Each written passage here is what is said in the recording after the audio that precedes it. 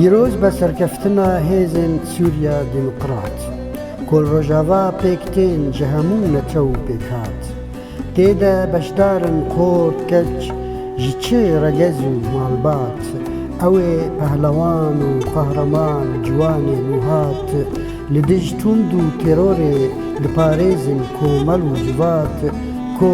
bi berxwedanin li ser ax û xak lat bilat man li ser piya li çol û çiya li beriya û felat ta rizgarkirin bi giştî sê yek ji rûberê welat کۆبلەتێ دەڤەرێ تێدە و ژێرە بوو دەستهلات جزیر و دێر زۆر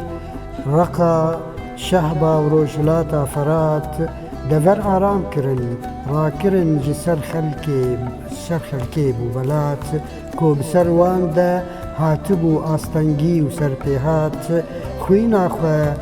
bexş kirin rih û can tev kirin xelat bersiva dijmin didan bi tundî hercar sedqat li hember